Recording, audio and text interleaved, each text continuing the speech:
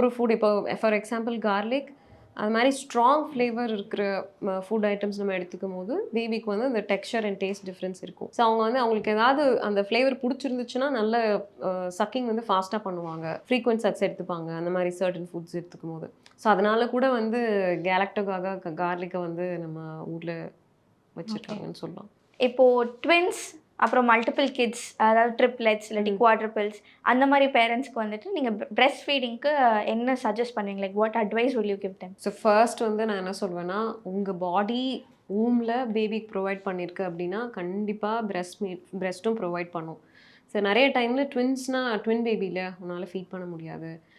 Triplets வந்து mostly இருக்கிறது இல்லை, பட் இந்த ரீசெண்ட் டேஸில் நிறையா ஐவிஎஃப்லாம் வரதுனால ட்ரிப்ளெட்ஸும் கொஞ்சம் காமனாக இருக்குது. ஸோ அது மாதிரி இருக்கும்போது ஒரே ஒரு யூட்ரஸ் தான், அந்த யூட்ரஸ்குள்ளே 3 பேபியும் க்ரோ ஆகி வெளியே டெலிவரி ஆகிறாங்க. அப்படி இருக்கும்போது